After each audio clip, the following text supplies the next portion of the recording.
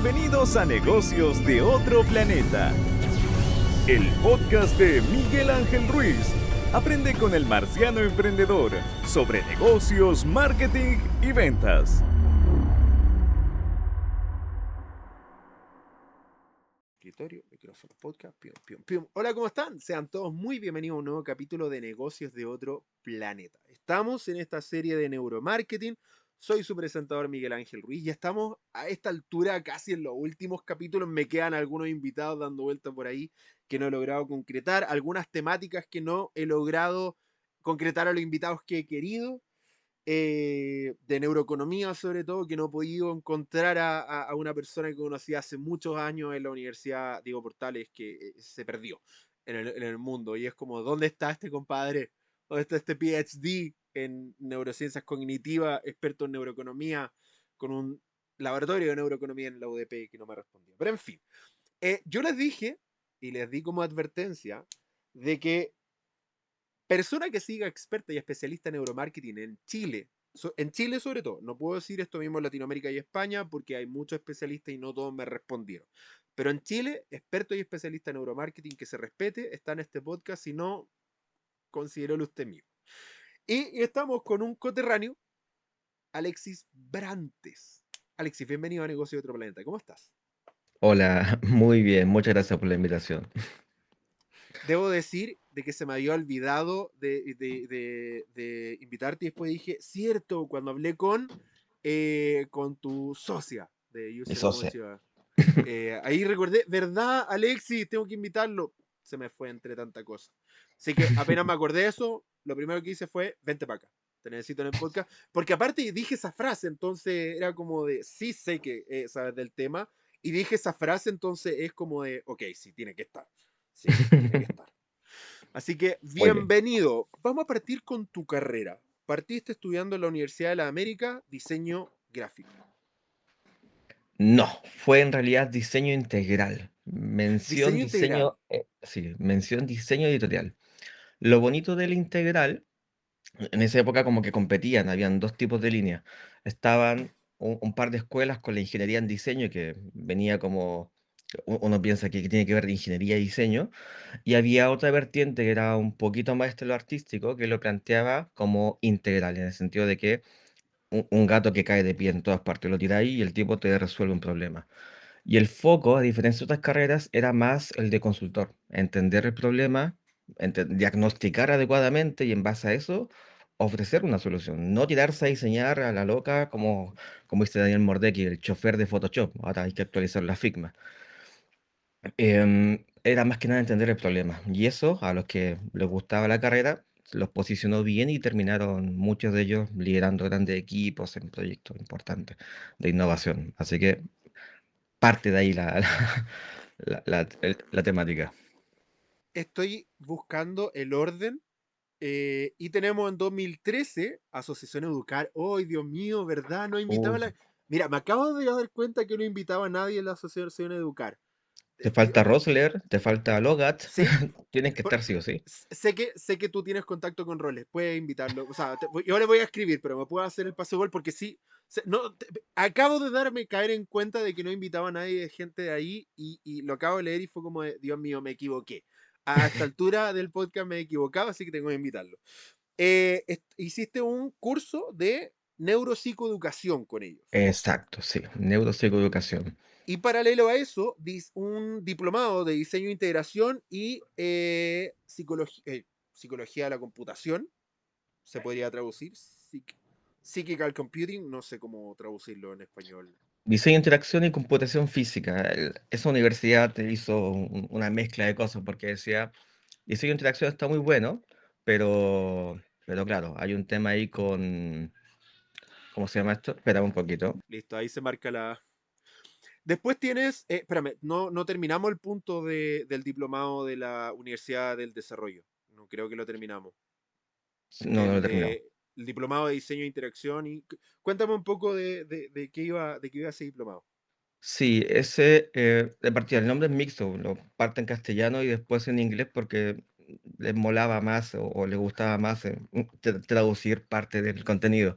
Yo siempre lo pongo en inglés completo por un tema de consistencia. Dice Interaction Design and Physical Computing.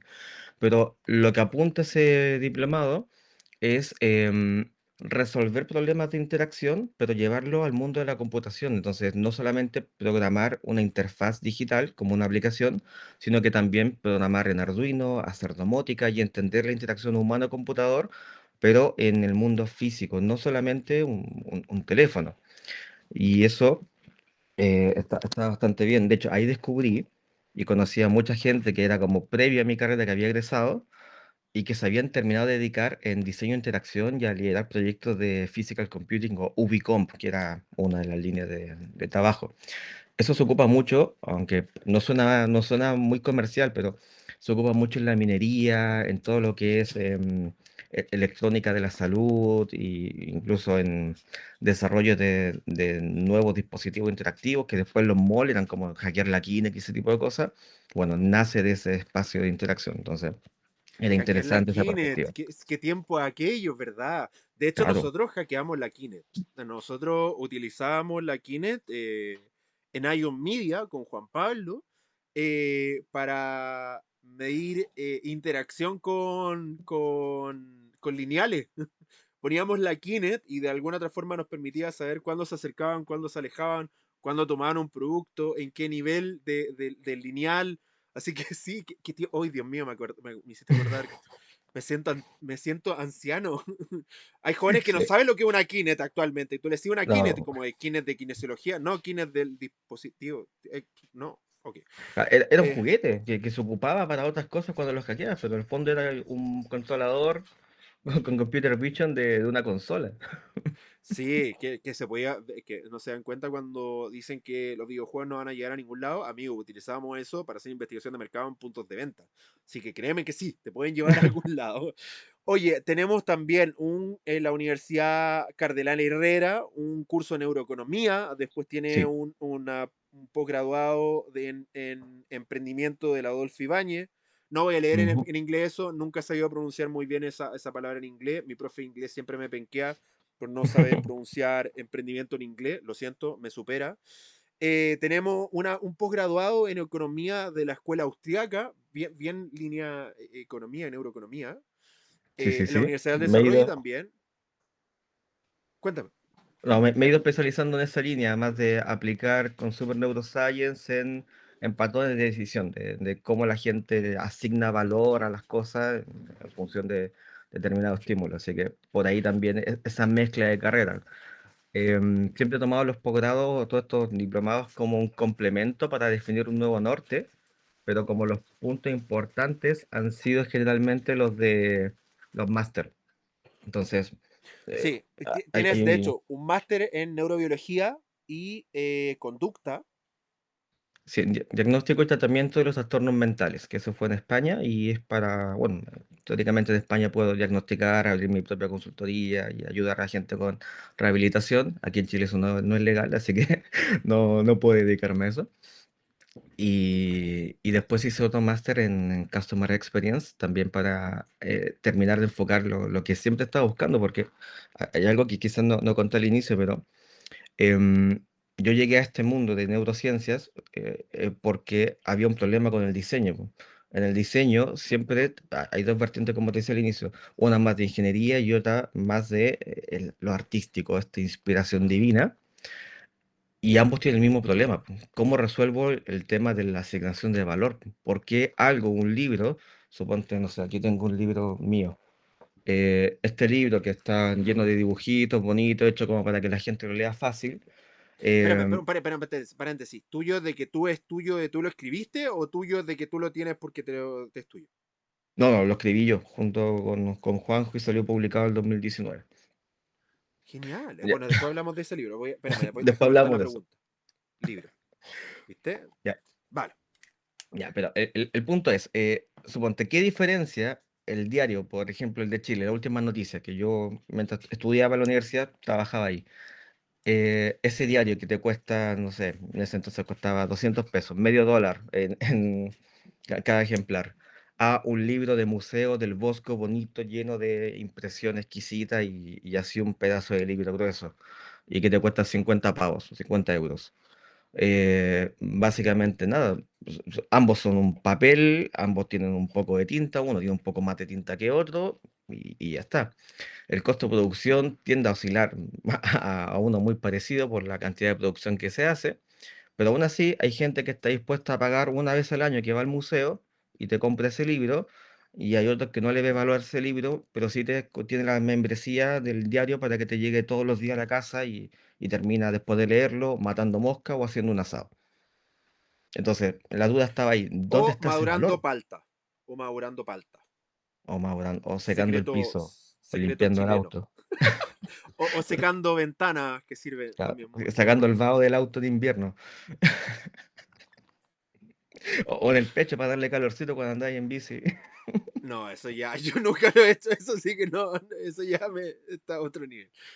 Bueno, en fin. Estoy de acuerdo, o sea, tu ingreso en el tema de la conducta de las personas tiene que ver con el diseño y cómo entender el diseño como una solución que busca conectar con un ser humano, y conectar con un ser humano no es tan fácil desde la creatividad.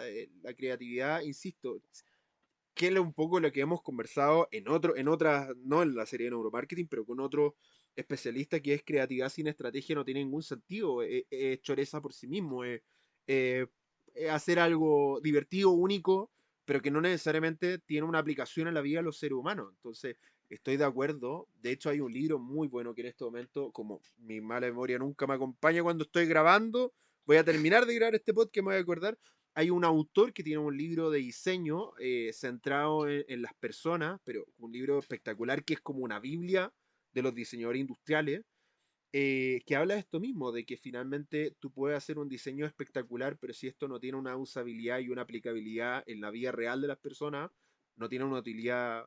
Lo compras por bonito, pero si no se puede utilizar y no suple una necesidad de forma efectiva, Mm. no sé qué estáis haciendo. Entonces estoy de acuerdo. Desde ahí fue tu mirada, ¿no? Tu llegada entonces a entender el diseño como un fenómeno que busca involucrarse con lo humano. Claro, de hecho mi tesis fue en objeto de aprendizaje para niños de 5 a 7 años, y el problema que había era cómo conectar, y ahí fue cuando empecé a aplicar, y me acuerdo los profes me decían, nadie nunca te va a pagar por eso, que era hacer un poco de etnografía, hablar con personas, diagnosticar un poco de qué es lo que estaba pasando con ellos y trabajar con niños, en la práctica. Este objeto funciona porque sí, porque no, y ahí empecé a mezclar mucho de, en su momento era psicología, y también el tema de investigación con el tema de las emociones. Ahí llegué a Don Norman, llegué a Peter Desmet y a toda la escuela de Delft. Y el concepto de diseño emocional, que sé que No, está mal, hay gente que me va ahí a está. golpear. Norman, sí, diseño emocional. Ese es el libro. Listo, ya me acuerdo. Gracias. Sí. Sí, sí, de hecho, ahí también noté que había algo interesante. O sea, si tú quieres hacer algo significativo en diseño, lo que de donde no debes partir es diseño. Tienes que partir de otra cosa. Norman tiene un impacto enorme, pero él llegó hasta la psicología, después se fue a sociología y matemática incluso pasó. Y eso pasa en todas las carreras. O sea, economistas premiados ni siquiera son economistas, son psicólogos, sociólogos, que llegan a Como entender Daniel un poco Kahneman más. y Richard Taylor. Daniel Claro, Kahneman y Richard Taylor, que no son economistas, pero que llegaron a la economía debido a su estudio de psicología, de economía conductual, que junta la psicología conductual con la economía y la neuroeconomía y todo lo que significa eso. Estoy totalmente de acuerdo con eso. claro. Y ahí con la escuela, bueno, con el diseño emocional llegué a la escuela de Delft. En ese entonces estaba el Design Emotion Society. Y claro, en esa época uno pagaba por las membresías y tenía nada, un saludo y ya está, acceso a un par de descuentos y un par de papers. Pero aún así uno conocía gente, y digo así como comparando, porque yo represento el Interaction Design Foundation en América del Sur y tenemos membresías que son ridículas y te llenamos de cursos, te llenamos de material y además tenemos meetings gratuitos independientes que seas miembro, ¿no? Entonces, comparado con eso, es ridículo haber pagado en todos esos años el Design Emotion Society, pero tenía un impacto interesante.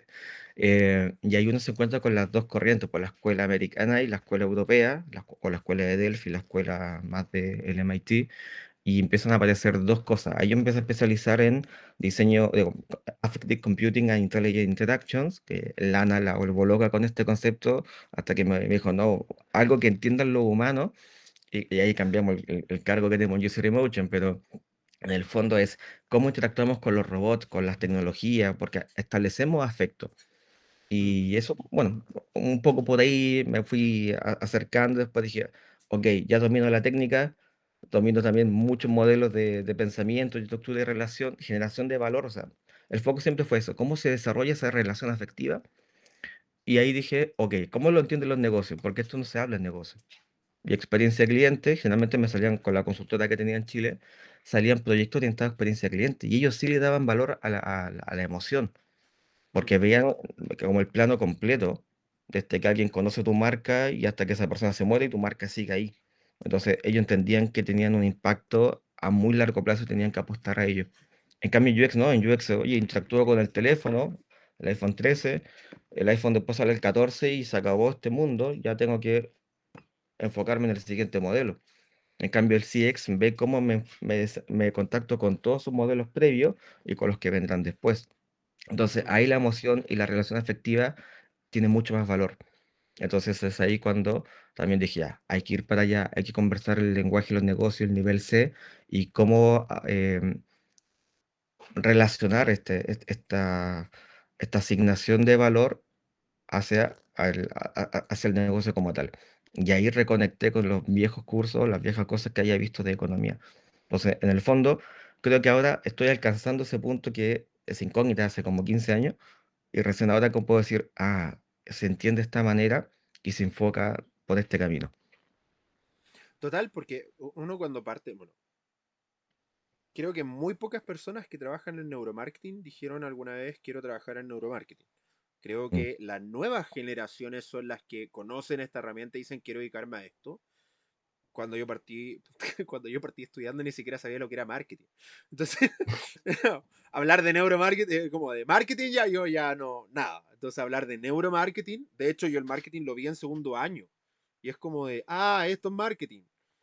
Todos te hablan de marketing antes y es como de, perfecto, ¿y qué carajo es que todos hablan de esto? Y en segundo año recién tuve el primer ramo de marketing estratégico y por primera vez me he enfrentado a eso y fue como de, ok, esto es, perfecto. Y las teorías básicas del marketing de los 90 80 que tonto, 90 no se actualizó hasta que recién aparecieron los océanos azules, después del 2002 en adelante, y ahí como que recién empezó como a actualizarse, pero hasta antes de eso seguías con la doctrina de los 70.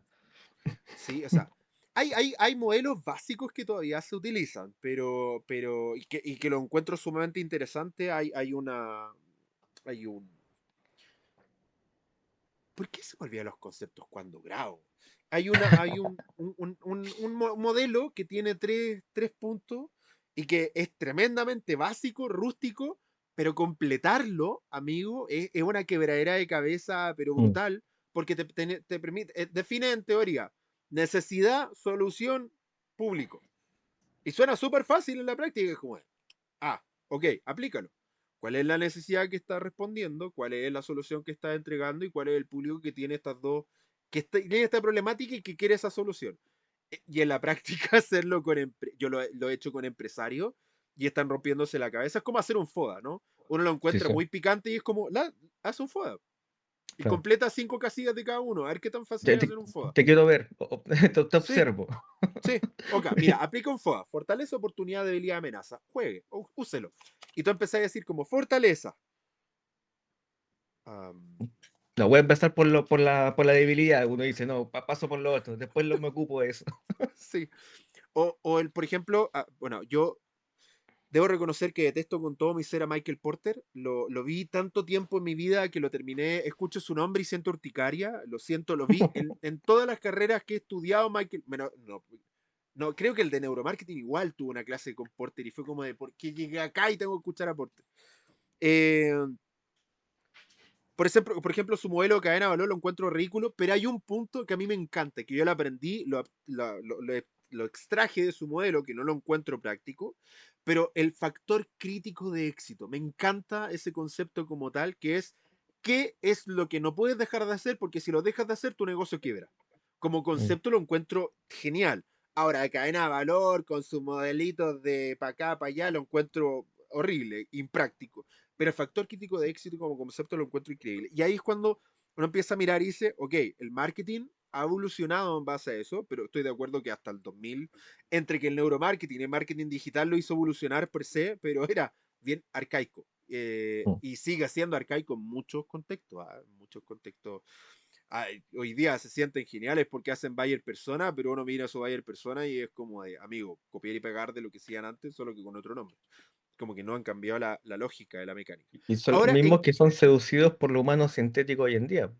Entonces, sí, y ahí está en otra discusión y, y te das cuenta que ayer estuve en una sesión con, bueno, ayer, cuando se publique esto, quién sabe, esto va a ser hace del pasado, pero estuve en una sesión hace con dos los de, años me reuní. claro, hay que hablar en ese sentido, em, en una reunión, una sesión de SOMAR, y estaban planteando, junto con el AIM Chile, estaban planteando de que todo esto, inteligencia artificial, lo que se hace hoy en día, con análisis de datos existentes, apuntaba a lo que se hacía antiguamente con el Desk Research, y era lo mismo, pero simplificado. Y claro, ahí uno se da cuenta y uno levanta viejas banderas de que la IA, como cualquier tecnología, nunca te va a reemplazar, simplemente es un mecanismo más, una herramienta más para hacer trabajo que ya existe, pero no es que replantee la forma de hacer las cosas, es No, simplemente una mejora, un refinamiento. lo facilita, no lo replantea. Claro. Hasta el momento la inteligencia artificial no replantea absolutamente nada, solo facilita las cosas y lo hace más rápido. Hasta el momento. ¿Sí? Mm. Veremos en 10 15 años de qué hablamos, 12 cuando se publique esto. Pero de aquí a lo que ocurra, veremos. Pero hasta el momento no ha cambiado absolutamente nada. Revolución, rapidez. No revolución, rapidez. Tiempo. Claro. Eso es lo que ha modificado, el tiempo. El tiempo de ejecutar una tarea. No lo ha revolucionado absolutamente en nada. Ahora ya cuando tengamos otro tipo de análisis que son las grandes inteligencias artificiales que no son públicas, que no son de lenguaje generativo, ahí estamos hablando de cuando tenemos tendencias, macrodatos, pero eso está actualmente en pañales, ¿sí? Públicamente. Ahora, por Públicamente. tu carrera, partamos por eso. A ver, fuiste profesor adjunto del taller de dirección de arte de la UTLA. Hablaste que fuiste, trabajaste en las últimas noticias por 2 años. Fuiste product manager de One Chile, branding de One Chile. Cuéntame qué US One Chile. Fuiste Ah, product eso fue manager. cuando ya egresé y fui seducido por más plata. Y claro, mientras uno trabaja y estudia, uno trabaja para pagar la universidad. Entonces, uno siempre quiere un excedente y dije, ya voy a dejar mi carrera en el diario. Y me fui para esa agencia y estuvo muy bonito, muy interesante conocer ese negocio, que en ese entonces se dedicaba a importar cosas desde China, pero las rebrandeaban. Ya. ¿Ya? Y cosas, suponte, muy en simple, un set de olla enorme que aquí te cuesta, bueno, en esa época costaban, ponte tú, 45.000, los compraban por 2.000 pesos. Entonces el negocio estaba por ahí y el tema era cómo traducimos manuales, cómo replanteamos el producto, cómo trabajamos con marketing para hacer esto que venda.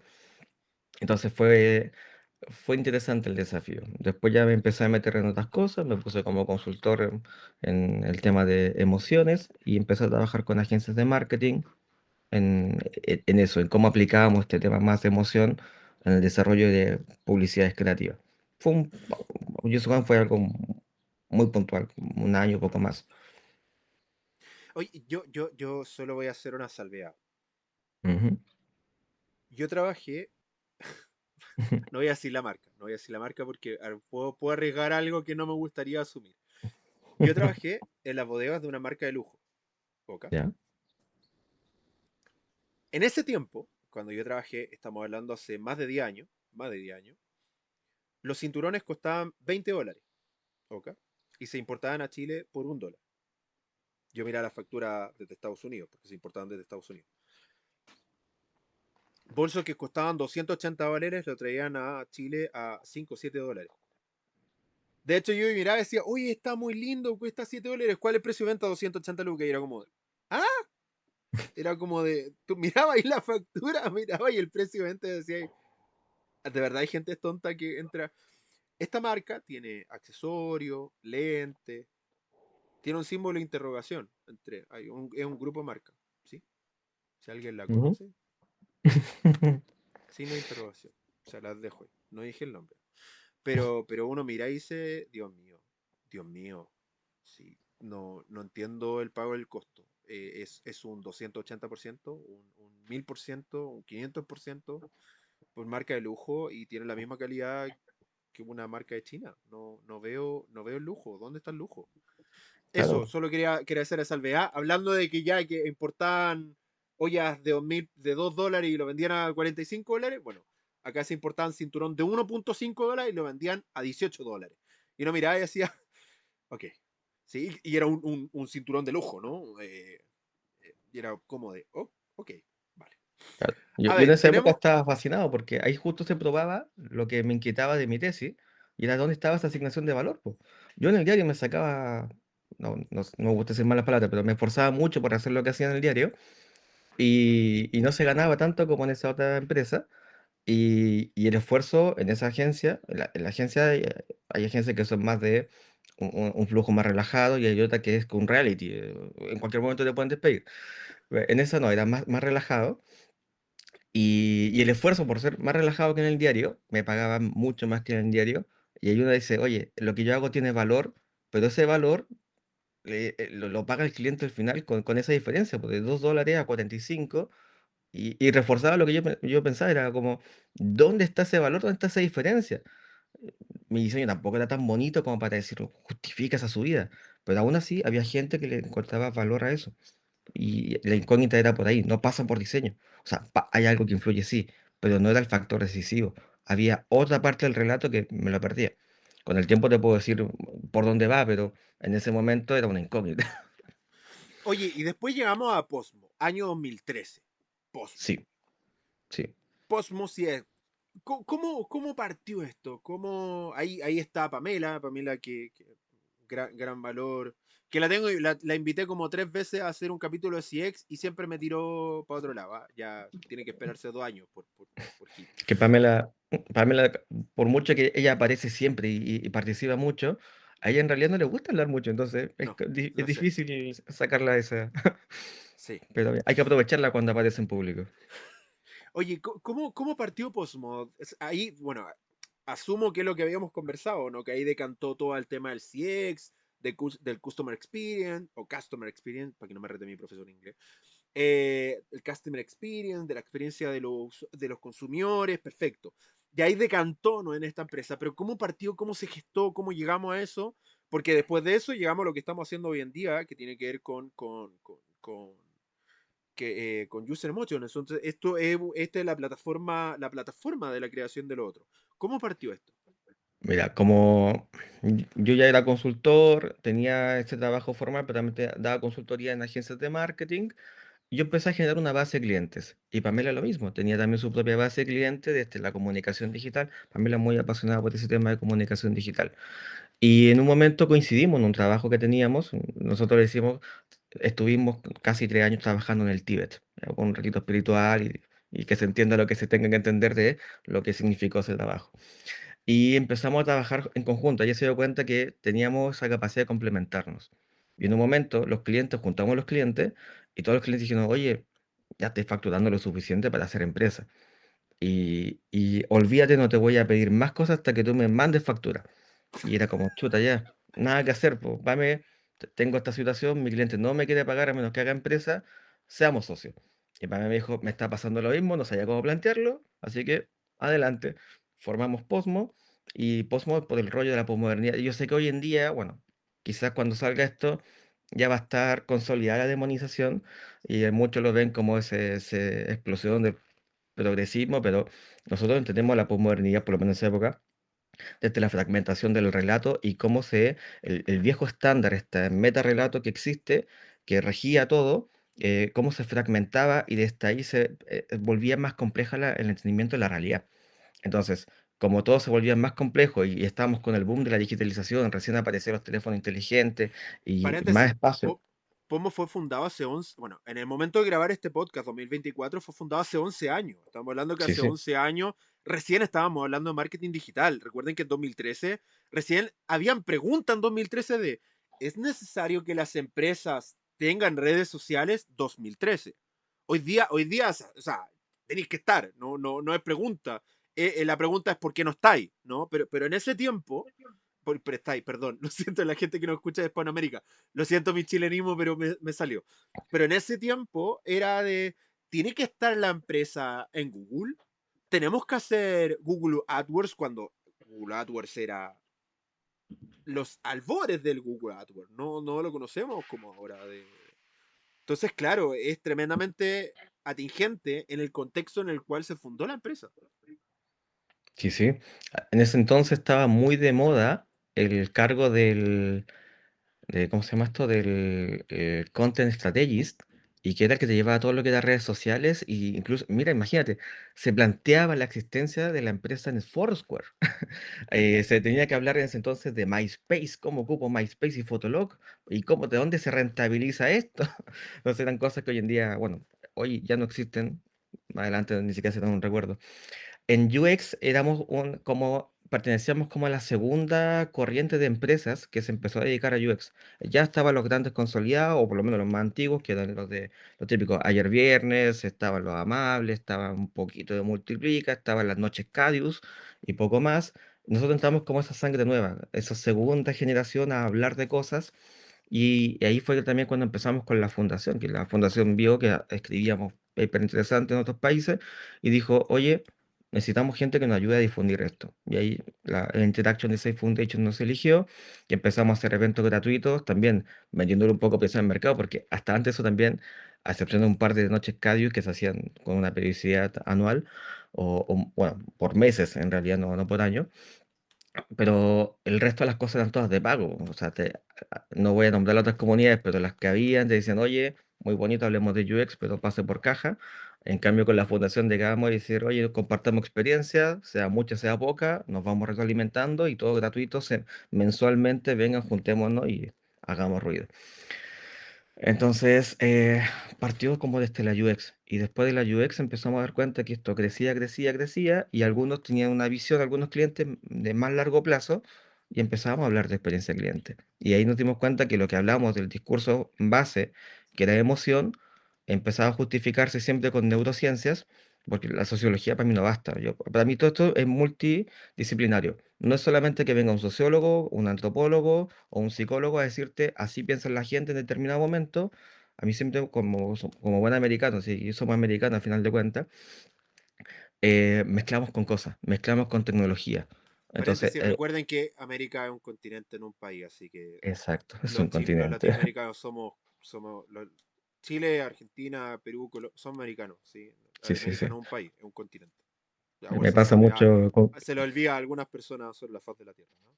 Me pasa mucho con clientes europeos, especialmente españoles y, bueno, los de Estonia, que América para ellos es Estados Unidos solamente. Entonces, es como no, hay un caminito que conecta América, digo, Estados Unidos con el resto del mundo, con el resto de la Sí. región. De hecho, ni siquiera podría ser Norteamérica, porque tenían a México y a Canadá. Porque, amigo, México no está en Sudamérica ni en Centroamérica, está en Norteamérica. Por eso es parte del Sí, sí, NAFTA. sí. En fin, son cosas que la gente se le olvida, ¿no? México es Norteamérica. Norteamérica, junto con De hecho, Canadá, Alaska, para la Groenlandia y Estados fundación, Unidos. para la fundación no existe Centroamérica, así que el corte lo hacen en Venezuela. De Venezuela para arriba es norte y de Venezuela para abajo es sur, para la fundación. Entonces estamos divididos de esta manera. Ok, ok, no voy a discutir eso.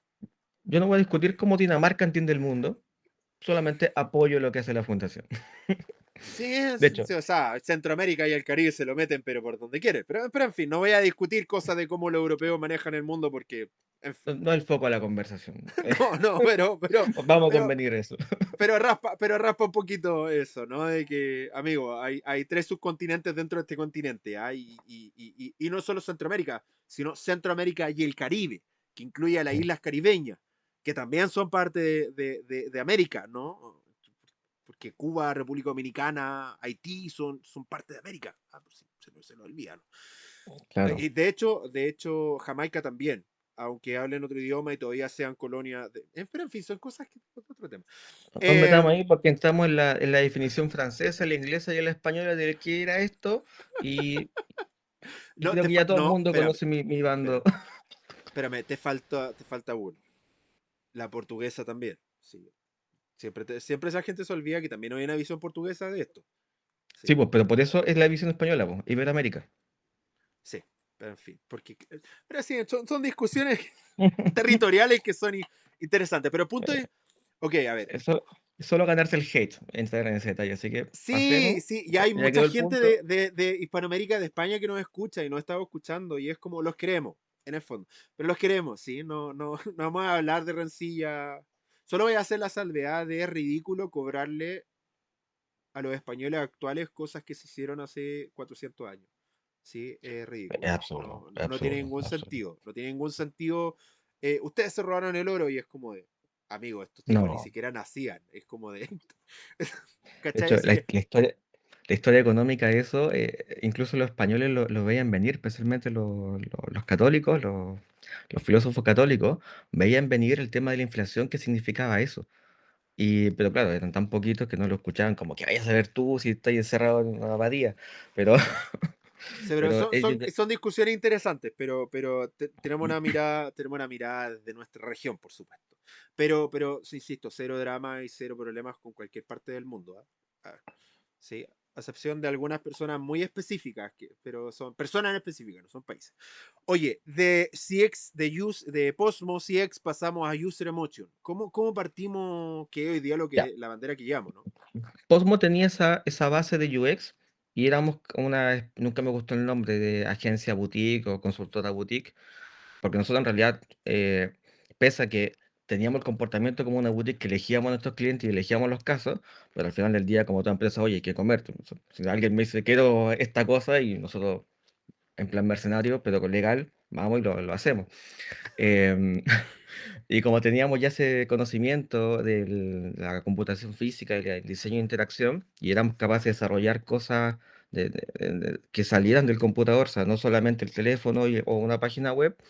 Ahí desarrollamos el primer User Emotion. Por eso yo digo, User Emotion, pese a que está en Estonia desde el 2021, se formó conceptualmente en 2013, porque ahí salió este primer software y nosotros nos metimos a programar en reconocimiento facial con una inteligencia artificial antiquísima, que estaba basada en Open Frameworks, un lenguaje de programación antiquísimo, para reconocer el rostro, medir la expresión facial y aplicamos todo un modelo neurobiológico de cómo procesar el estímulo y todo lo hacíamos con biometría facial.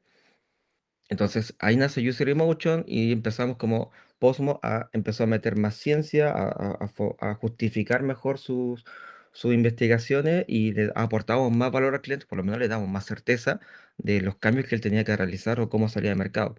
Afortunadamente siempre nos fue bien con eso, se nos daba muy bien la parte técnica de implementar cosas y hacer diagnóstico adecuado.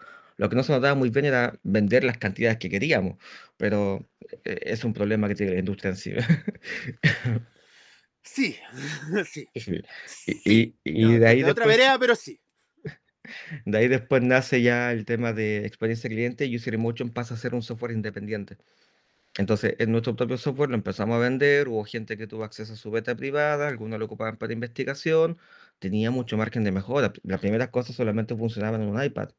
Luego hicimos para un cliente una aerolínea, e hicimos cosas como mezclar con una cámara 360, ponerle un counter, ver cómo en 360 cómo reaccionaba la gente, hacer medición de cómo fue la atención de la persona, cómo se sentía la persona que estaba entregando su maleta, y hacíamos todo un diagnóstico, esto fue tu flujo emocional, este era el impacto que tenía, los pilotos andaban súper bien. Después era cuando pasas por caja, cómo lo hago esto masivo, donde no gustaba. Mm. Pero bueno, entonces nace de ese tipo de cosas User Emotion hasta que un momento que llega la oportunidad de irnos a Estonia y está ahí estamos, bueno, aquí se ven las banderitas de esta Estonia operando orientado al análisis de emociones. Y que después ya fue el foco de User Emotion. User Emotion es investigación con Super Neuroscience aplicada a los negocios, básicamente. Estonia se rige por la europea de privacidad. Por supuesto, Ok. por supuesto. Entonces lo que ustedes hacen es registro de. Solo para que entiendan las personas que están en Latinoamérica, la ley europea de privacidad nos pasa con muchas empresas, por ejemplo con Real Life, que es polaca, Real Life no registra el rostro de las personas, lo que registra el posicionamiento de la vista en la Exacto, pantalla. Por lo tanto, exacto. no registra la cara en ningún momento. Tú no tienes acceso a la cara, tienes acceso a la visualización. O sea, registra de alguna otra forma Se hace un mapeo de los Sí, puntos del movimiento muscular, se deja como una raya en un vector y eso es lo que después se procesa. Por eso el cliente nunca ve el rostro del usuario, así como tú me ves ahora, el sí, cliente sí, sí. final nunca ve eso. En algunos casos, alguna herramienta lo pone con un blur. Nosotros simplemente no lo transparentamos, no lo grabamos ni siquiera, solamente aprovechamos el mapeo inicial y ese mapeo en base a eso trabajamos. Em, y listo, todo queda en local, solamente se sube el análisis en vectores a lo que es el servidor. Sí, eso es solo para puntualizarlo el tema de la privacidad, que yo estoy total y completamente de acuerdo con eso, sí. Porque al fin y al cabo no nos interesan los puntos, y ahí puedes convenir conmigo, que no nos interesan las conductas individuales de cada persona, sino las tendencias grupales. Porque al fin y al cabo tu conducta individual se pierde en una masa y un volumen de datos. Porque al fin y al cabo lo que nosotros nos buscamos es cómo se comporta Alexis, sino cómo se comportan las personas, sí, un grupo de personas que son parecidas a Alexis. Entonces Alexis se pierde en este grupo porque al fin y al cabo lo que buscamos son tendencias grupales, no conductas individuales que pueden ser interesantes, pero a veces son outsiders, por lo tanto no son tan relevantes dentro de un dato estadístico. No me interesa lo que ve una persona, me interesa lo que es la mayoría de las personas. Y eso significa que necesito datos grupales, no individuales. ¿Sí? En parte sí, ahí yo digo que nosotros nos adecuamos a lo que el cliente nos pide. Ahora, en ningún caso vamos a transparentarle el video original al cliente porque ni siquiera nosotros lo almacenamos, Mm, ¿ya? Pero nosotros tenemos una forma de abordarlo que nosotros nos vamos a lo macro como si fuese un gran paraguas y después a lo micro, a las gotitas de la lluvia, ¿no?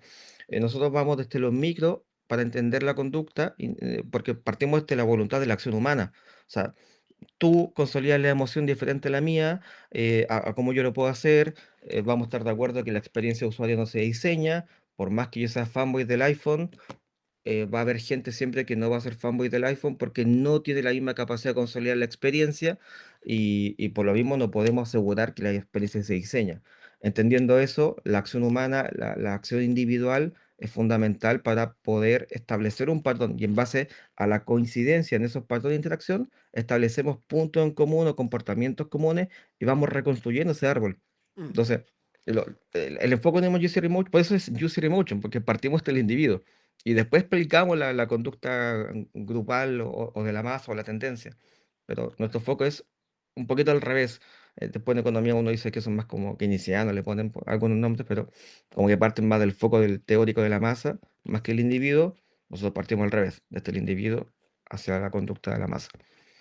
Ahora hay tres preguntas que he repetido con cada uno de los invitados y te las voy a para comenzar a hacer. Sé que no trabajas de forma directa en neuromarketing, comprometerte tal, pero sí comparte tecnología, metodología y conocimiento y las bases teóricas. ¿Cómo defines tú y qué opinas tú del neuromarketing como herramienta?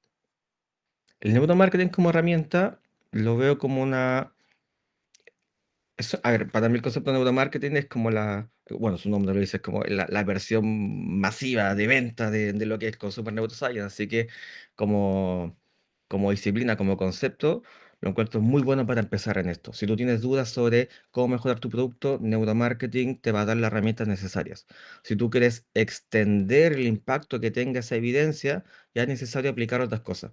Y ahí te viene un poquito mejor en Behavioral Economics, un poquito más de Consumer Neuroscience, ahí vienen todos los sabores que se te ocurran.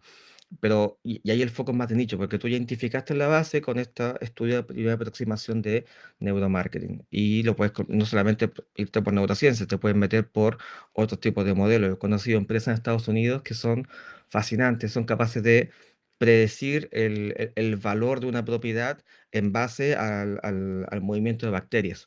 Entonces, apuntan a que el valor se desarrolla en función de cómo las bacterias se cultivan y cómo se dispersan en un área, y en base a eso sacan su propio modelo. Entonces, algo tan simple como la biología te puede ayudar a explicar un comportamiento masivo. Entonces, si tú ya identificaste que ese tipo de dudas se puede resolver con otro tipo de disciplina, el neuromarketing te puede acercar a esa pregunta que se responde con otra cosa. Entonces, como introducción o como tus primeros pasos en esto de entender al cliente, porque lo que está en el fondo es eso, entender al cliente, es una muy buena herramienta. Em, y también la forma más fácil de conectar, porque esto es como, en realidad, como pasa con todo. Si tú hablas de diseño, el diseño lo más fácil de vender es eso, y todos dicen hace dibujitos, pero el mismo diseño, hay gente que hace ropa, hay gente que hace modelos 3D, hay gente que hace cualquier cosa, hace diarios, revistas, páginas web, y todos con un nombre diferente para cada cosa. Entonces, el concepto macro que lo engloba es diseño, y la gente dice, este tipo hace dibujitos, meter un poquito UX como si fuese sal, y listo. Masivamente funciona, pero detrás de eso hay toda una especialización. Con neuromarketing pasa lo mismo. Ahora, ¿qué opinas de aquellas personas que dicen que el neuromarketing o la neurociencia aplicada a los negocios en general, no solo el neuromarketing, la fea que sale a bailar, ¿no? Pero, ¿qué opinas de aquellas personas que dicen que el neuromarketing no funciona, que es bluff, que es fake, que finalmente es una estafa o solo una forma de sacar dinero a las empresas sin ningún fundamento ni base? Que en parte tienen razón, porque esto se ha ido basureando o manoseando tanto que encontramos a gente que no entiende de esto y te lo vende como la herramienta para manipular gente. O sea, no me extraña que después aparezcan leyes como las tonteras de los neuroderechos, porque hay alguien que creyó en algún momento que se puede condicionar a la humanidad a que piense y que te compre algo contra su voluntad. O que te haga una especie de inception de una idea tan fuerte porque ocupó un principio de neuromarketing. Y eso es gente que simplemente no lo entiende. Aquí se pusieron a legislar hasta el tema de la conciencia sin saber lo que era la conciencia. No existe un acuerdo en la humanidad O para sea, entender ni la siquiera, conciencia. sí, sí, eso, es ridículo. No hay una definición efectiva de lo que es la conciencia. De hecho, ni siquiera hay un espacio físico, neurobiológico o neurofisiológico de la conciencia. Entonces, hay lugares donde podría estar, pero ni siquiera se... Existen, de hecho, existe más acercamiento desde la física, especialmente la física cuántica o la nueva física que se está creando. Ahí existe más espacio para encontrarle un huequito a la conciencia y explicarla que, que en otras disciplinas. O sea, en filosofía, por ponerlo como una exageración, pero hoy en día hay filósofos que ni siquiera son capaces de definir una entidad, cómo se autopercibe. Entonces, si ya no somos capaces de definir en qué soy hoy, si quiero ser un helicóptero o quiero ser otra cosa, em, ¿cómo vamos a estar definiendo la conciencia? Y aún así hay políticos que, creyendo esto de neuromarketing, que es negativo, o con los dark patterns, que va a fomentar a que la gente compre contra su voluntad y asuma deuda. Bueno, simplemente hay gente que no lo entiende, y ahí también es mala nuestra por no estar en esas partes poniendo un poco de racionalidad a la conversación y decir, oye, estos son los alcances que tenemos porque no podemos manipular la mente. El más cercano a diseñar una experiencia es un biólogo, un farmacólogo, que es capaz de meterte la pastilla y el estímulo adrenalínico adecuado. Bueno, hay un modelo que se llama el cubo de Lofgren, que en neurobiología, con distintos estímulos, noradrenalina, dopamina y oxitocina, soy capaz de modular todos tus estados de ánimo. Y son solamente tres inputs: un poquito de azúcar, un poquito menos y poco más. Y esa persona está más cercana a diseñar una emoción, a condicionar una emoción, a lo que están toda esta otra gente que se jacta de que con neuromarketing se puede controlar el mundo. Esa gente no controla el mundo tampoco. Sí tengo una visión negativa sobre, o sea, no negativa, pero sí tengo una visión crítica sobre los dark patterns, porque efectivamente sí pueden modular ciertas conductas, pero de ahí a decir que manipulan, eh, o sea, eso es la misma discusión, y ahí un tema interesante del neuromarketing sobre la mesa, es, ¿somos realmente 100% irracionales?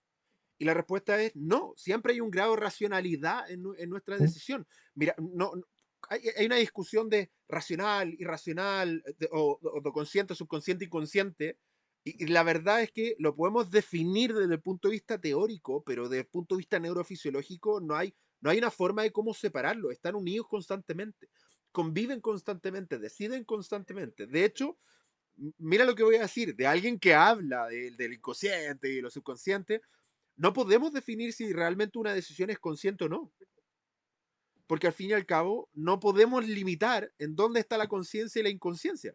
Está involucrado todo, la racionalidad es parte de la toma de decisión junto con lo emocional en forma paralela. Y por lo tanto, definir de que algo es manipular, que manipula de forma directa, O sea, quien busca influir desde el niño, los niños son más manipuladores que el neuromarketing propiamente tal. Sí. Porque influyen más en la toma de decisión de sus padres lo que puede hacer una campaña de marketing. Sí.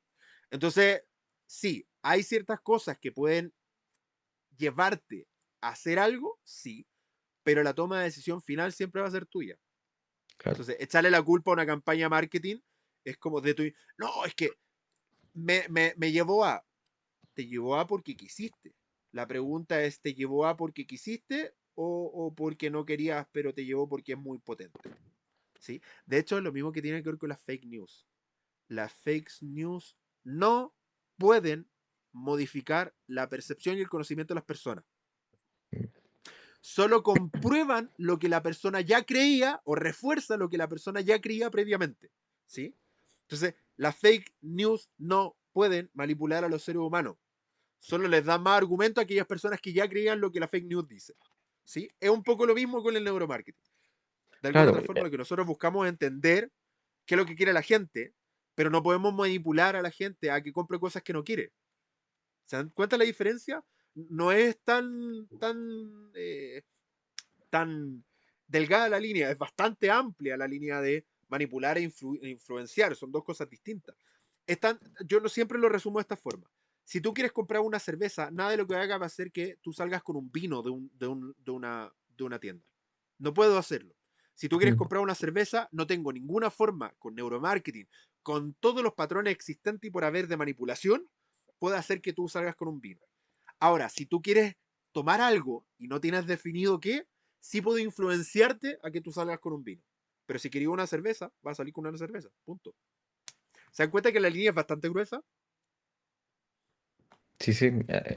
Ahí vienen mucho más principio económico. Por eso digo, neuromarketing está, respondiendo a tu pregunta inicial, no lo entienden. El que te dice que esto está mal y que vende humo, en parte sí, porque mucho vende humo, y ese vende humo no lo entiende, y la persona que lo critica es porque tampoco lo entiende, no se ha dedicado a estudiarlo.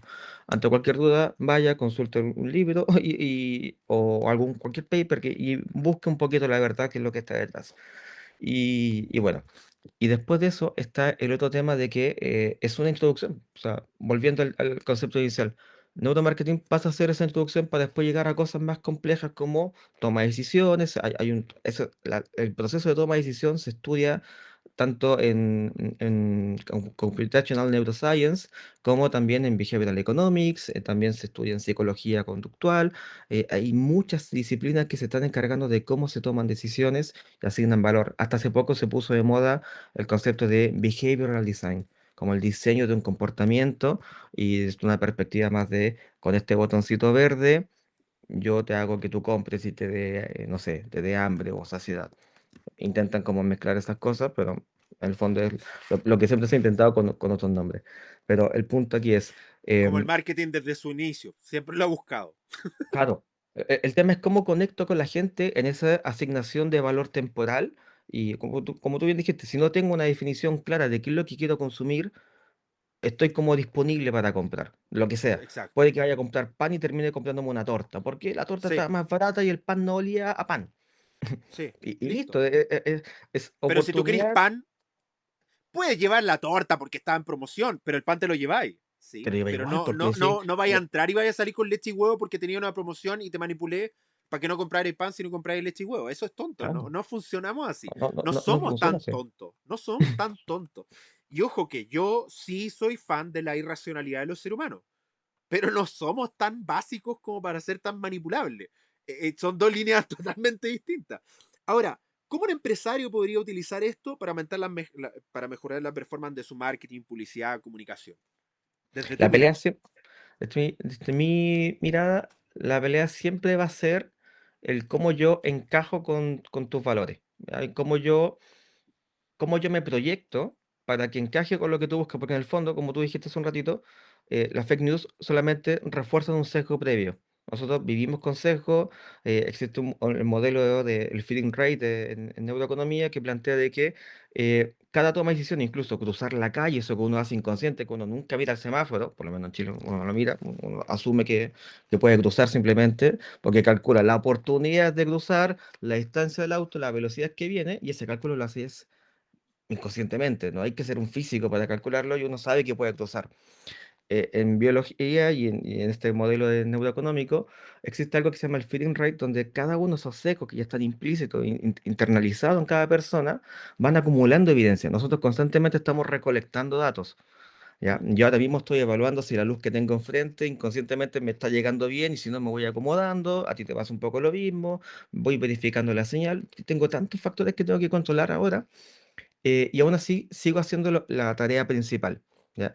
Y el Feeding Rate plantea que ese pequeño sesgo tiene un umbral y apenas alcanza ese umbral se dispara la decisión. mm, Entonces, cuando queremos como empresa llegar al cliente, tenemos que ver cómo encajamos con uno de esos sesgos que sea el más evidente o el que más pueda beneficiar para el momento de compra en función de su posición y su costo de oportunidad o la margen o la temporalidad de la necesidad. ¿Y cómo encajamos con eso? Entonces, hay todo un tema también con la narrativa de cómo yo me proyecto como marca, qué colores ocupo, qué tamaño ocupo, y ahí viene un poquito el diseño, que uno dice, oye, pero qué tontera que lo típico que ahora hay post en LinkedIn o en redes sociales, el rojo da hambre y el azul da seguridad, y uno dice, oye, eso es científico. Eso viene de la época esotérica, o sea, cuando estábamos con la alquimia y empezaron los primeros ilustradores, digo, los primeros de la ilustración, a formalizar sistemas de colores, empezaron a asociarlo con eso, pero viene de un principio esotérico. El morado viene de Saturno y todo ese tipo de cosas. Eso solamente refuerza un sesgo. Entonces, ese sesgo, cuando conecta con la gente, hace que tu feeling rate te dispare a la intención de compra. ujú, Entonces, un empresario debería buscar, primero, no importa la forma, lo importante es que llegue a entender cómo yo puedo conectar con la asignación temporal de valor o preferencia de la persona. Ya, demostrando que mi alimento va a ser nutritivo y va a encajar con la gente que es vegana, perfecto. Ahora sé cuál es el valor de él. Ahora, ¿cómo yo cumplo con ese valor? Entre la competencia, cómo yo me distingo sobre la competencia en una góndola para poder transmitir mi valor, que él tome mi producto y cuando tome mi producto no se ha acabado ahí, ahora falta que me compre. Entonces, cuando tome mi producto tienen que entender lo que estoy viendo, ¿es lo que necesito o no? Entonces, ahí estas técnicas de eye tracking o asociación implícita o meterse con electroencefalograma o todo lo que es electrofisiología ayuda bastante a entender dónde está la activación, porque siempre hay no solamente un tema de color, hay un tema también de semántica, hay un tema de representación visual y cómo eso encaja con la persona. Entonces, primero es, ¿dónde está el valor del cliente? O dónde yo creo que está ese valor del cliente, o dónde yo me quiero posicionar, y después mm, el cómo yo lo comunico. Entonces, yo creo que por ahí va la primera clave, y lo demás ya es entendimiento del cliente.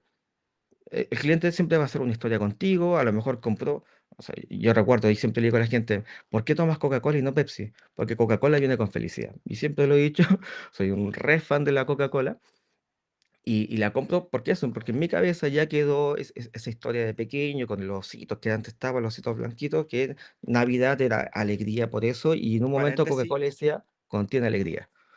y paréntesis, y ahora con inteligencia artificial se ven téticos los ositos, amigos, de verdad, los que creen que mejoran los spots antiguos con inteligencia artificial, no, no, no. Uno que vio los ositos de los 90 y ve los ahora de inteligencia artificial, no, no. No sé si es porque estoy viejo y de verdad ya no conecto las nuevas cosas o de verdad no están bien diseñados. Eso, solo quería hacer esa salvedad, de verdad se ven horribles Yo- con inteligencia artificial los ositos. No se ven Ujú. tiernos, antes se veían tiernos. Tú los mirabas y veías esos spots y casi llorabas. Ahora los miráis y te da cringe. De verdad es como de... "Ugh, inteligencia artificial. Puedo ser yo, puedo que estoy cejado con la inteligencia artificial, lo siento. Em, Oye, cuéntame sobre tu libro. Hay dos puntos que con los que quiero terminar y no quiero dejar de perder la oportunidad de hablar de tu libro. Cuéntame tu libro, de qué trata, dónde lo Ahora, podemos encontrar. libro, ¿por qué fallan los servicios? Esta es la primera versión, así que es la que tiene todas las correcciones, que después se llevó a la segunda. Y por eso tiene ya una pregunta, ¿estará bien esta segunda versión?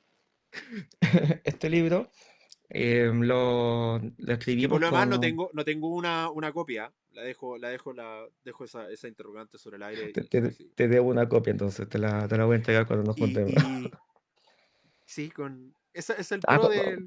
con algún garabato, sí, sí, Sí, pues, si no, así valen, pues si no, por el libro uno lo encuentra en la librería, o el valor de tenerlo con el autor y el garabato. Cuéntame de qué de va, una. asumo que va de servicio, está claro, pero... Mm, No va tanto de servicio como me gustaría. Va más de un planteamiento, no sé si existencialista, pero pasa por la misma problemática que tú me planteaste recién, de qué tiene que hacer un empresario o por qué debería invertir en neuromarketing. En este caso es el concepto de la experiencia, ¿ya? El libro parte con un capítulo en el que establecemos la relación entre la entropía y el mundo como tal. Si yo pongo el sistema en una caja negra y la cierro y que no entra ni sale energía y la abro luego de miles de años, voy a contar que el sistema se desarmó. ¿Y cómo? Siendo que la energía no salió de la caja.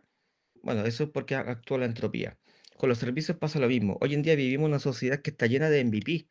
Ya, si te fijáis, todos están con el tema agilidad, transformar el mundo y hay que hacer las cosas en 2 días o en 3 semanas, con sprint regulares. ¿Y con eso para qué? Para que mi botón sea más grande y ya está. Y no sé, hay bancos que se mueren por hacer una aplicación para hacer una billetera digital. Están en un sprint de 6 meses y luego de eso salen a producción y se olvidan. El equipo se desarma, se va a otra parte y no tocan la aplicación hasta, no sé, un año después. Si es que le fue bien a la aplicación, porque si no le fue bien, la dejan ahí botada y que muera y el mundo sigue ocupando MVPs. Antiguamente, por último, el mundo tenía productos que estaban validados luego de 6 meses de pruebas y tenían un año para sacar cosas por lo menos y las plataformas duraban más. Mira, páginas hoy en día hechas con PHP o sistemas hechos en PHP 2024 siguen funcionando. No puedo decir lo mismo de algo hecho en React el 2020 o el 2022 o el 24. Mm, Entonces, hace poco nos pasó con un cliente que estuvieron sacando el 2019 algo hecho en React, estaban con el 1.4, tenían que actualizar al 1.8 porque si no la aplicación ya no les funcionaba. Y habían pasado 2 años. Un insulto para alguien que ocupa PHP. Entonces, estamos en ese mundo lleno de MVP, de cosas que no tienen mantenimiento, pero lo que te dejan ver de fondo es, si el sistema lo dejo por sí solo, como dicen por ahí, deja que las instituciones funcionen o que el sistema funcione, el sistema se va a pervertir por sí mismo, porque la entropía actúa, desarma el sistema, o el mismo uso tiene un desgaste, por decirlo de otra forma, sin perversión, hay un desgaste que hace que el servicio deje de funcionar en forma óptima. Entonces, la solución no es una gran innovación, es simplemente decir, mira lo que tú produciste. Entonces, si desarrollaste un servicio, hazle mantención. Es más barato Mm, hacer una mantención a arreglar todo el circuito eléctrico cuando se te rompe, se te quema un cable. Entonces, y eso implica un sistema de investigación constante. Aplica Consumer Neuroscience, aplícate cosas más cualitativas en distintos momentos para ir monitoreando. Monitorea cómo se está efectuando tu servicio, cómo lo está percibiendo la gente. La gente cambia, no es la misma gente. De hecho, en diferencias de meses, la asignación de valor temporal cambia. Entonces, mm, la gente no lo va a ver con los mismos ojos, necesita ser reestimulada. Entonces, para acabar con la entropía, un sistema cerrado, yo tengo que meterle más energía. La energía la saco de otra parte, de otros sistemas más grandes. ¿Ya? Entonces, con un servicio pasa lo mismo. Al servicio tengo que meterle más gente trabajando, meterle actualizaciones, y esas actualizaciones tienen que tener una base de conocimiento para que funcionen. Entonces, el libro va de eso. ¿Por qué fallan los servicios? Porque no hay mantenimiento. Y establecemos todo un modelo de trabajo sistemático, porque así como tú dijiste, antiguamente eran como tres conceptos grandes, o llenar un FODA. Oye, llenar un FODA es un trabajo de meses. Aquí nosotros desarrollamos un modelo que se llama Affective Interaction Model Framework, en el cual dividimos todo casi un paso a paso. Lo llenamos de Canvas y no reinventamos la rueda. Existen Canvas creados hace tiempo para asignación de valor, para modelos de negocio. Tomamos todos los Canvas y le dimos un orden lógico. Y eso lo enfocamos con, hay 3 pirámides que no sé si las puede pillar acá con la búsqueda rápida, pero tenemos 3 pirámides que tampoco, aquí te voy a decir, oye, qué innovador el Alexis. Pero, mira, aquí un guiño para que tengas el libro. Sale Pikachu, así que eh, hay memes también de Pokémon, asignación de valor y esas cosas. Mira, ¿a dónde están las pirámides? Aquí están. Nosotros establecimos esto. Son 3 pirámides. Uno puede decir qué gran cosa es, qué innovación tan grande, pero son 3 pirámides que explican el comportamiento de la persona con Maslow y Alderfer. Luego viene el objeto como tal, tanto un producto como un servicio, o una marca incluso, responden a necesidades, tienen distintos tipos de madurez. Entonces, hay que cumplir con las bases HCI, ser utilizable, de ser, tener un valor y realizar una acción. Y después ya viene la parte de ser agradable, que es el modelo de Walter. Y estas dos pirámides, o sea, estas dos entidades, el humano y el artificial, tienen que interactuar, pues. Ahí aparece Norman con su asignación de valor, con el tema de cómo yo reacciono a distintos tipos de estímulos.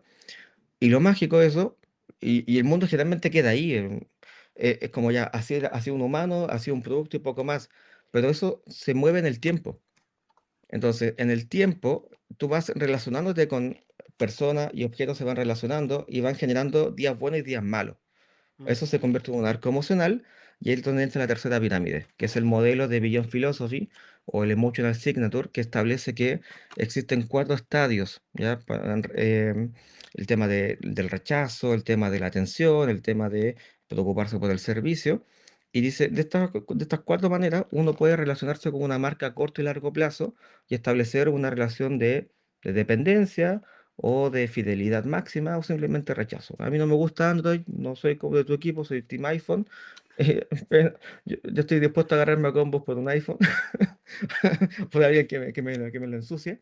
Bueno, antes era más así, ahora estoy más como simplemente atención. Estoy esperando a ver qué hace Tesla con su ex phone. Pero en fin, el punto es, se genera una relación. ¿Ya? Y a eso hay que mantener esa relación. Y el libro va de eso. Ahora, ¿qué pasa con eso? ¿Cómo yo hago que la gente salga del clúster de destrucción? Hay gente que dice, me han llegado clientes que me dicen, oye Alex, yo no sé cómo hacer que más gente me compre. Mi página está bien, funciona bien, los anuncios llegan, las landing funcionan, pero no logro cerrar los negocios. Entonces es ahí cuando empezamos a ver, oye, ¿cuál es el discurso? ¿Cómo tú estás transmitiendo la utilidad? En esa asignación de utilidad viene experiencia de usuario, porque la experiencia de usuario tiene que reflejar esa utilidad.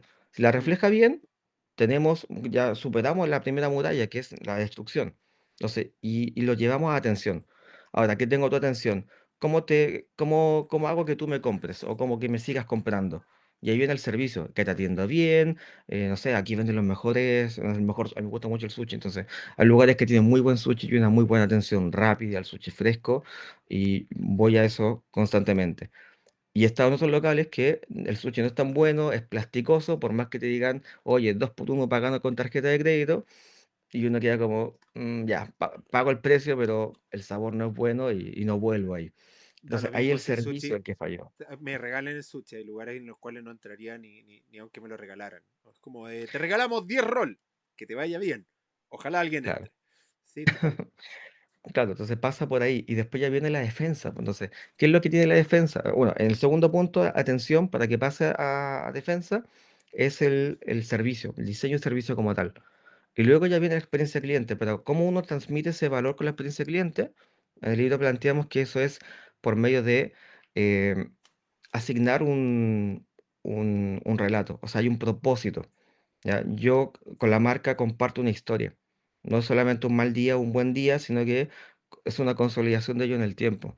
Quizás son tantos buenos días que en algún momento voy y con mi hijo a celebrar cuando, no sé, pasó a primero de educación media o entró a la universidad o se fue de la casa y pasa a ser un ritual. ¿Ya? Mm. Hay gente que hace años no cocina para Navidad y lo que hace va y se va, no sé, al Turo Pollo o se va a estos locales de comida porque ya son familiares, son parte de un ritual que ellos tienen. Y no solamente pasa en comida, pasa con todo. Uno de repente se quiere dar un premio y no es solamente ese gustito que se da, sino que es el significado de ese gusto. Entonces, esa es la relación afectiva. Las marcas no se ocupan mucho de eso y el modelo busca evidenciarlo para que las marcas lo trabajen. Entonces, ese en el fondo es experiencia cliente, es un poco futurología. Me acuerdo que en ese libro del 2019 planteamos un caso de uso de alguien que iba manejando en un tráfico, atascado en el tráfico, em, y necesitaba llegar a la casa con un regalo para su esposa que se le olvidó porque vive inmerso en el trabajo. Hablaba con una inteligencia artificial y mientras estaba en el tráfico, la inteligencia artificial le ayudaba a elegir y le llegaba el regalo a la casa junto con él en el tiempo con estos delivery en 2 horas que ya habían en esa época. Hoy en día uno, en ese momento me decía el español, Juan José Elizondo, que lo quiero mucho y saludos para Españita, me decía, esto está muy bueno, pero difícil que se haga. Hoy en día uno lo revisa y dice, fuimos muy conservadores con la predicción". Así que bien, va de eso el libro. De hecho, me parece interesante porque lo que comenta, esto se replica, por ejemplo, que los japoneses en Navidad les gusta comprar KFC. Y es como de, ¿Mm? no entiendo cómo un país que tiene comida tan espectacular quiera comer en Navidad KFC. Y es como de, eh, ¿cuál es su relación? Ahora, personalmente, creo que alguna vez lo vi, pero no lo entiendo. Pero lo tienen como ritual. Navidad KFC. Y es como de, ok. Y se llena KFC en Navidad en Japón. Y uno mira y dice, tenéis tantas cosas para probar y probáis KFC. Es ridículo, pero es un ritual y se respeta porque claro, es parte de su cultura. Y solo hacer el comentario que me sorprende que sigas defendiendo iPhone, siendo que hay una entropía brutal en cómo ha gestionado estos últimos años desde que Tim Cook está como CEO de Apple. Eso, Es que solo. volviendo a las pirámides, yo estaba en la parte de arriba fidelizado. Entonces, el desgaste ha tenido su impacto al punto que ahora solamente estoy en atención. O sea, de las cuatro fases, estaba en la cuarta, ahora estoy en la segunda. Estoy a punto de entrar al umbral de destrucción. Y es por eso, porque Tim Cook. Apple no ha cuidado a su gente. No, Tim Cook ha tenido una diferencia, hay una diferencia. Y ojo que yo no soy tan fan de Jobs, porque era un hijo de su pinche madre, pero hay algo que hay que Que descanse en paz en el celebrarle. iCloud. Sí, o sea, no, y ojo, yo sí tuve iPhone, ¿sí? Así que yo vengo, de hecho yo he sido, yo he traicionado a muchas marcas. Yo fui BlackBerry, hasta los 2 domingos negros de BlackBerry, y me cambié a iPhone. Hasta que me aburrí de iTunes y de su funcionamiento y de todo lo que significaba subir y cargar una pinche foto a mi celular. Me fui a Android. Y tengo hasta el momento una relación odio, amor-odio con Android, pero no hay nada mejor hasta el momento.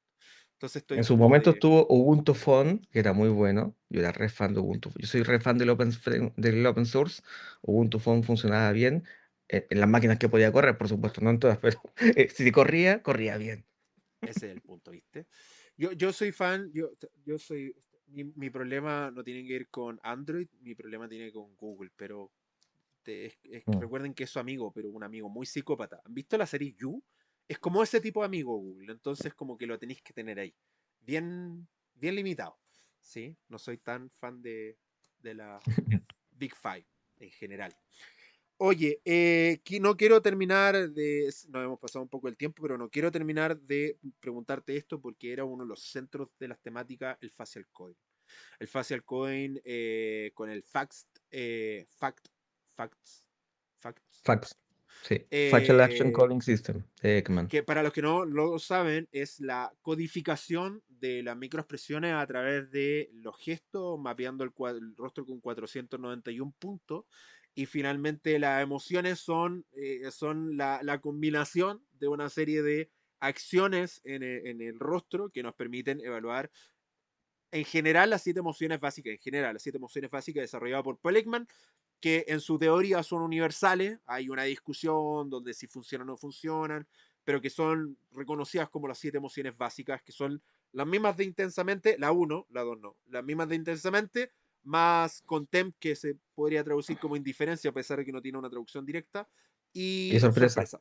sorpresa, que es que el comodín, ¿sí? Es la única, que es curioso este modelo, porque es una emoción positiva, una emoción neutral, una emoción comodín, que depende si es buena o mala de la emoción que le continúa, y 3 emociones negativas. ¿Tres? ¿Estoy bien? ¿Cuatro?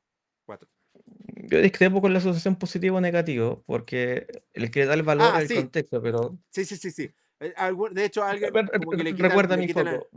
Mi foco es la acción humana. Entonces, sí, hace relativizar un poquito la interpretación. le quitan, sí, hay una visión de quitarle el peso de lo negativo positivo y hablan de alto, bajo valor, pero el enfoque es lo mismo, ¿no? Que tiene que ver con las emociones. De hecho, estoy de acuerdo con que algunas emociones negativas, de carácter negativo, no ayudan a comprar. La nostalgia está basada en la tristeza y vende. Y Dios mío que vende. En la industria de la nostalgia, sea, es brutal. ¿Por qué Pokémon hoy día es la franquicia de entretenimiento más rentable del mundo? Solo y solo sí por aquellos que crecimos en los 90 y que mantenemos la franquicia viva. Porque si se dan cuenta, el grueso de ventas de los productos de Pokémon son de gente que creció en los 90, que nació y creció con Pokémon.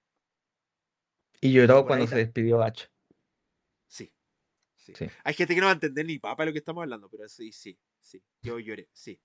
Y de Lo hecho que me dolió sentí más defraudado. fue el equipo Rocket, que ya no lo vamos a ver más, De hecho, pero bueno. no he visto la nueva serie. Yo Tengo. no, ni siquiera quise ver el final, es un tema sensible. Si lees el libro te vas a dar cuenta. Pero el punto importante es, ¿cuál es tu visión sobre facial coding? Hay hoy día una crítica hacia el trabajo de Paul Ekman, sobre el fax, pero ¿cuál es tu visión sobre esto como investigador, como alguien que desarrolló una tecnología basado en esta forma de codificar, ¿no? A ver, Paul Ekman hizo una innovación enorme con respecto a su época.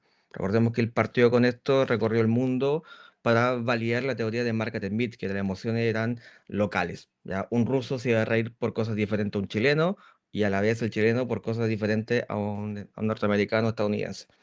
Y el tipo que iba a certificar que eso era así, terminó convencido de que no era así. Y ahí estableció patrones comunes y llegó hasta 7 emociones universales, que se llama universal precisamente por eso, porque lo desarrolló con culturas que habían desarrollado el lenguaje y otras que no.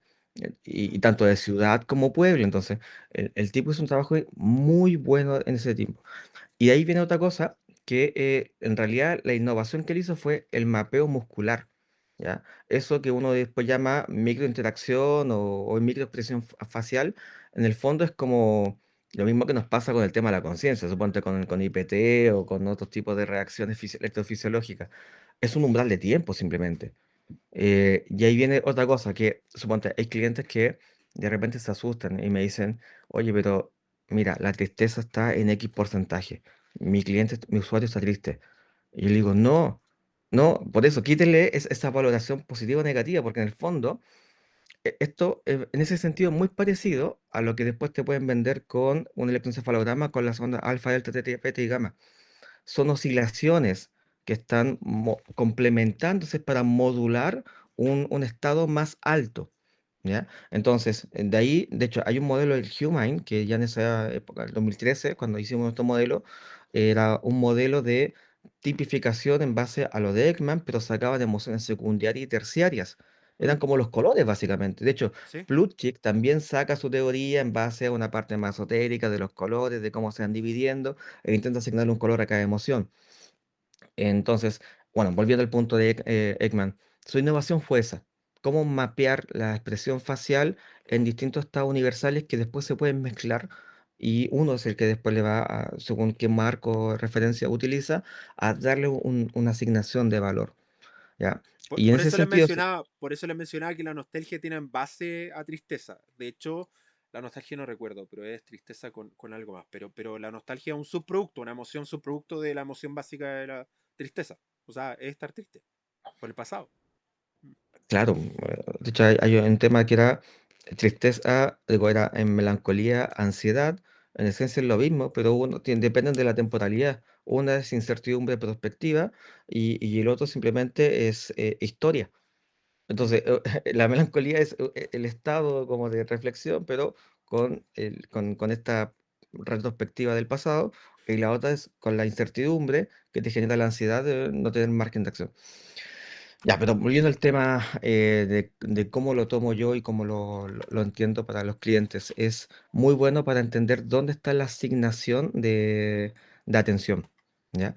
Porque si yo tengo gente que está con un umbral en escepticismo, otros que están como en tristeza y después se dispara un poco, un pico de alegría y aparece un poco después de, no sé, angustia, disgusto o las otras emociones que existen, no es que el usuario esté en una montaña rusa de emociones y que te odie y te ame al mismo tiempo. Es simplemente, si uno lo mira como quitando el tema de emoción y se queda solamente con los puntos faciales y le quita toda la historia de emoción, se da cuenta que en realidad estoy mirando, estoy enfocando la vista, estoy concentrándome. estoy discerniendo lo que tengo enfrente. Entonces, es más una asignación de recursos cognitivos a los cuales yo les voy a dar un atributo de valor emocional. Mm. Entonces, mm, mm, por ahí va la innovación que hizo Ekman y las nuevas tendencias apuntan hacia allá, porque en algún momento la ciencia dijo, la conciencia, como tú bien dijiste al inicio, no es un punto fijo, sino que es un umbral, que es un constructo humano, y también límites físicos. O sea, se entiende de creer que a contar de los 125 milisegundos viene una respuesta, porque se ha probado hasta ahora que no hay una respuesta cognitiva previa a eso. Y después se estableció el segundo modelo artificial a los 250 por lo mismo, porque es como, hasta acá es inconsciente y hasta acá es Pero fisiológico, es claro, artificial, es pero un sigue límite siendo artificial. un constructo. Y también está De el tema hecho, del el elemento de medición, porque nosotros no vivimos en tiempo real. no. Eso es algo que la gente suele pensar, no, yo vivo en tiempo real, estoy hablando contigo. No, mi voz sale porque yo la procesé. Cuando sale, tú la escuchas, la procesas, tu cuerpo completo la internaliza, la decodifica, choca con un valor tuyo o funciona con un valor tuyo, lo expresas y entramos en un loop, pero no hay un tiempo real, ahí se va en milisegundos. De hecho, hay una explicación de que el cerebro predice el futuro en base al pasado y por lo tanto nunca decide en el momento. Claro. Porque cuando va a tomar una decisión, el cerebro lo que hace es hacer una retrospectiva de las decisiones previas, parecía a esta, y con eso predice el futuro. Y es como de, tu cerebro Ahí, siempre decide en pasado. sí, de ahí Siempre vienen decide en los ecos, pasado. por eso, ¿Sí? te planteo, en el fondo, al final del día, neuromarketing está muy bien para el inicio, para abrirte la puerta hacia esto, pero cuando te das cuenta de dónde está tu dolor, neuromarketing se queda un poquito corto, porque es como herramienta de mapeo. Sí. Ahora, ¿cómo le doy la vuelta? Es el doble clic que le tienes que dar. De hecho, lo hemos conversado un montón. El neuromarketing es una herramienta comercial que nace desde la neuroeconomía. O sea, es una herramienta comercial. Eso es. Una respuesta comercial para medir publicidad y marketing. Pero la base neurofisiológica, la base teórica viene de la neuroeconomía, de esta de tratamos de entender a los tomadores de decisiones en contextos de compra y que después dijeron, oye, podemos medir campaña. Y listo, nació el neuromarketing, es como nació el Chocapic. El neuromarketing es de hecho, el neuromarketing no es ciencia, es una herramienta. Y lo que lo hace científico no es la utilización de neurotecnología, de una metodología científica. Por lo tanto, el neuromarketing no es una ciencia, es una herramienta científica, que es Por lo una mismo, cosa. muchos máster no te enseñan a ocupar en neuromarketing, no te enseñan a ocupar objetos. Te enseñan papers y casos ya estudiados. Pero yo, por lo menos, no conocía a nadie que haya estudiado un máster en neuromarketing, que le hayan pasado un electroencefalograma, que hayan pasado un cardiograma o un electrofisiológico, o que haya trabajado con neuroimagen. Generalmente eso lo toma la gente que se va a cursos universitarios para la especialidad dentro del diagnóstico clínico. Entonces, Yo sí trabajé con electroencefalograma pero ¿te lo pasaron en tu máster? en el diplomado, sí, sí, sí. Sí, Sí sí. me pasaron Ah, porque muy tuve un bien. profesor de neurofisiología y Ya, neuroanatomía que fue Hernán Díaz, con el cual después trabajé. Y después de ya. terminar el diplomado le dije, quiero trabajar como esclavo para ti porque quiero aprender a utilizar esto. Y llegué a la conclusión de que nunca iba a igualar sus habilidades porque se demoraba una jornada de trabajo en analizar un cerebro y yo me demoraba de 2 a 3. Y por lo tanto era como de, no voy a hacer todos los esfuerzos cognitivos que necesito para llegar a tu nivel. Y era como de, ok, yo llegué a mi límite de conocimiento, no voy a avanzar. ¿Puedo avanzar más? Sí, pero no estoy dispuesto a avanzar más. ¿Sí? Era Mm. como de, lo entiendo, me estresa. ¿Sí? O sea, no sirve para esto. Y de hecho lo conversamos con el coordinador del máster de la Universidad de Granada. Se me olvidó el nombre, te pido todas las disculpas del mundo, pero he hablado con tanta gente que se me olvidan los nombres. Soy muy malo con los nombres, lo siento. Pero él hablaba y decía, yo no te voy a enseñar a analizar un electroencefalograma. Yo te voy a enseñar a que lo que no es electroencefalograma, a cómo se interpreta, para con eso dar resultado. El que hace el electroencefalograma es un neurólogo. Y listo, se Mm. acabó. Y eso fue la visión del máster, coordinador y director del máster de neuromarketing de la Universidad de Granada. Que estoy totalmente de acuerdo. Ahora, sí hay herramientas que uno sí puede ser más especialista, como Juan Pablo, por ejemplo, que es experto en eye tracking. Bueno, Juan Pablo es experto en biometría general, pero el eye tracking uno sí puede ser un experto porque tampoco es una tecnología tan compleja, pero sí tiene un nivel de complejidad cuando le das la vuelta y puede hacer muchas cosas más, mucho más allá de medir niveles de atención, emoción y recordación. Claro. Ahora, Alexis, ya para terminar esto, si alguien quiere ponerse en contacto contigo, conocer tus servicios, conocer lo que están haciendo con User Emotion, ¿dónde puede encontrarte? ¿Cómo puede ubicarte? Primero puedes ir a usermotion.com, ver las cosas que estamos haciendo, orientada tanto a neuroeconomía, también como a diagnóstico y validación de packaging. Nos estamos enfocando mucho en esa área con Lana. Y bueno, si ya directamente Lana, puede que hablar ya estuvo en nuestro conmigo. podcast. Recuerden que Lana estuvo en nuestro podcast hace unos capítulos atrás.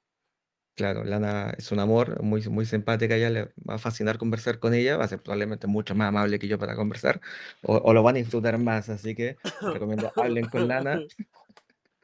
Yo soy pésimo vendiendo, así que hablen con ella, ella es muy buena para eso. Pero entonces, useremotion.com, user emotion, aquellos que están escuchando el podcast para que no tengan problema, user emotion, ¿ok? Sí, .com, sí, sí, sí. ahí Operamos para... desde Estonia, así que tenemos un flat tax y somos muy competitivos con respecto a la competencia. Nos ajustamos con distintos países, tenemos partnership en México, en Colombia, Ecuador, Perú, Chile, queremos levantar Argentina y bueno, desde Estonia también operamos con multidivisa para el resto del mundo, así que tenemos precios muy competitivos, operamos remoto, tenemos gente en distintos tipos de países, análisis en euros está tanto en Chile como en México. Y bueno, operamos para gran parte de Iberoamérica con los clientes FOB. Aquellos que nos están escuchando gente hispanohablante, podemos trabajar, se puede trabajar de cualquier parte. Así que, Sí, sí. Alexis, yo te doy gracias por tu tiempo. Nos excedimos bastante en el tiempo, pero valió la pena en esta conversación. Espero le haya gustado a la gente que esté escuchando. Así que, gracias por conversar conmigo. De verdad, tenía pendiente esto desde el momento en que dije la frase. Se me ocurrió decir la frase de gente que no sabe neuromarketing, no está en este podcast, así que ahí fue como dije, tengo que invitarlo. Así que feliz de que podáis estar conmigo y poder conversar, aprendí muchísimo, lo pasé súper bien, espero que tú también haya sido una experiencia positiva. Sí, sí. Muy divertido. Gracias por la invitación. Espero haber respondido a tus preguntas. A veces siento que me voy por la rama, entonces ahí espero haber cumplido Sí, bien. sí, sí Así que respondiste. gracias por el espacio. No, feliz amigo. ¿Usted hay algo que haya aprendido este capítulo?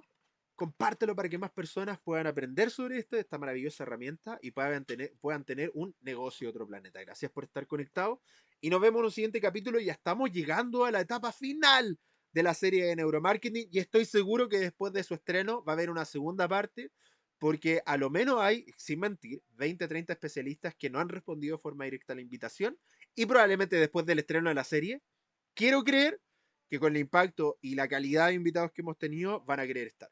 Así que gracias por estar conectados y nos vemos. Chao, chao.